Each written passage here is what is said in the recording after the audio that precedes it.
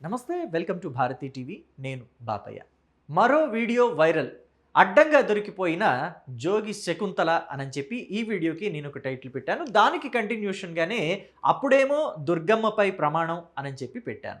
So ఎందుకు ఇలాంటి title పెట్టాను, అసలు ఏం జరుగుతుంది, ఆ వైరల్ వీడియో ఏంటి అనేది పూర్తి డీటెయిల్స్ నేను మీకు ఈ వీడియో ద్వారా తెలియజేస్తాను. ఎక్కడా స్కిప్ చేయకుండా ఎండ్ వరకు చూడండి. సో ఇక జోగి రమేషు, ఆయన భార్య జోగి శకుంతల, ఈయనేమో ఈ వీళ్ళ కుమారుడు జోగి రాజు, పెద్ద కుమారుడు అనమాట. ఈయనని పొలిటికల్ వారసుడిగా దించాలి అని చెప్పేసి జోగి రమేష్ ప్రయత్నం చేశాడు. అయితే పొలిటికల్ వారసుడిగా తీసుకురావాలి, అలాగే తనకు ఒక ఫ్యామిలీ ఉండాలి అని చెప్పి కూడా ప్రయత్నం చేశాడు. ఆ ప్రయత్నంలో భాగంగానే జోగి రాజీవ్కి మేఘననిచ్చి పెళ్లి చేశారు. కానీ మేఘనని ఈ ఫ్యామిలీ ఎన్ని చిత్రహింసలకి గురి చేసింది అనేది గడిచిన ఒక 3-4 రోజుల నుంచి మనమంతా కూడా వీడియోస్ రూపంలో చూస్తూనే ఉన్నాం. ఒక్కొక్క వీడియో రిలీజ్ చేస్తూ వచ్చారు. ఎవరు రిలీజ్ చేశారు అంటే మేఘన రిలీజ్ చేసిందా, మేఘన ఫ్యామిలీ రిలీజ్ చేసిందా, లేకపోతే ఫ్రెండ్స్ రిలీజ్ చేశారా తెలియదు. కానీ సోషల్ మీడియాలో మాత్రం జోగి ఫ్యామిలీ భాగవతం మొత్తం బయటకు వచ్చేసింది. జోగి మేఘన అంటే జోగి రాజీవ్ భార్య కంప్లైంట్లో కూడా మెన్షన్ చేసింది క్లియర్గా, తనని శారీరకంగా మానసికంగా హింసించారని, అదనపు కట్నం కోసం వేధించారని, చంపడానికి ప్రయత్నించారని, మతం మారమని కూడా ఇబ్బంది పెట్టారు అని చెప్పేసి క్లియర్గా మెన్షన్ చేసింది.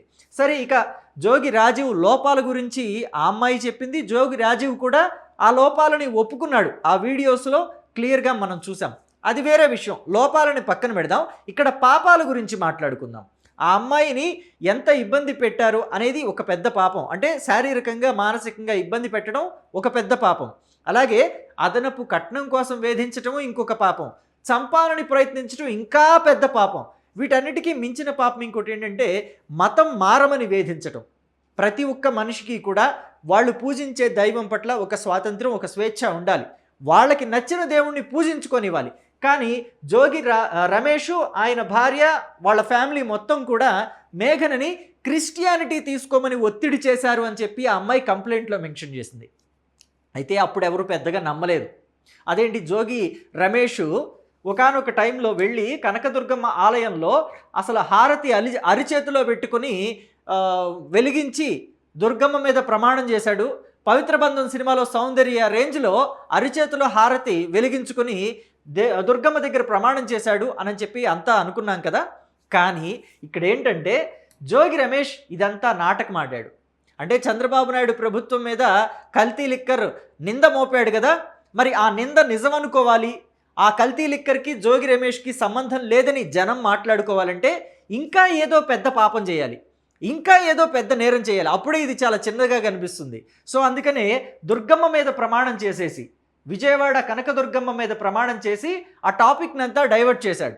తాను ఏమీ పాపం అంటని పునీతుడిని అని చెప్పుకునే ప్రయత్నం చేశాడు. కానీ లోపల వ్యవహారం వేరే. ఆ వ్యవహారం ఏంటో ఒకసారి మీరు చూడండి.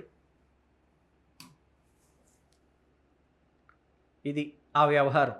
వాళ్ళ ఇంట్లో జోగి రమేష్ వాళ్ళ ఇంట్లో జోగి శకుంతల ఇదిగోండి కూర్చుంది, చూసారా? జోగి శకుంతల కూర్చొని చక్కగా దేవుణ్ణి ప్రార్థించుకుంటుంది. టీవీలో యేసుప్రభు ప్రోగ్రాం వస్తుంటే అది చూస్తూ ఆవిడ ప్రార్థన చేసుకుంటుంది. అదిగోండి, ఇది యేసుప్రభు ప్రోగ్రాము టీవీలో వస్తుంది. ఇదిగోండి, ఇది ఇంత పిక్చర్ అయితే అంత క్లారిటీ లేదు కానీ బట్ మీకు ఖచ్చితంగా అర్థమవుతుంది అది యేసుప్రభు ప్రోగ్రాం అని చెప్పి. ఈవిడేమో కూర్చొని చక్కగా ప్రార్థన చేసుకుంటోంది అని చెప్పి మీకు క్లియర్గా అర్థమవుతుంది. సో ఇప్పుడు ఈ వీడియో ఇంటర్నెట్లో వైరల్గా మారింది, షేక్ చేసేసి పడేస్తుంది అనమాట. సో మొత్తం మీద జోగి రమేషు, ఆయన ఫ్యామిలీ క్రిస్టియానిటీని స్వీకరించడాన్ని ఎవ్వరూ తప్పుపట్టరు. కానీ బలవంతంగా జోగి ఫ్యామిలీ వాళ్ళ కోడల్ని మేఘనని క్రిస్టియానిటీలోకి దించాలని చూడటం, అలాగే ఆ అమ్మాయి ఇంట్లో పూజ చేసుకుంటే అగరవత్తులు వెలిగిస్తే కూడా ఆ అమ్మాయిని ఇబ్బంది పెట్టేలాగా మాట్లాడటం. అంటే శవం దగ్గర వచ్చే వాసన వస్తుంది, ఆ అగరబత్తులు ఎవరు వెలిగించారు తీసిపడేయండి అని చెప్పేసి ఆ అమ్మాయిని కించపరుస్తూ మాట్లాడటం, ఇవన్నీ నిజమేనేమో అని ఇప్పుడు అనిపిస్తుంది. ఆ అమ్మాయి పెట్టిన వీడియోస్, అంటే ఆ అమ్మాయి పెట్టిందా, వాళ్ళ ఫ్రెండ్స్ పెట్టారా, వాళ్ళ ఫ్యామిలీ పెట్టారా తెలీదు.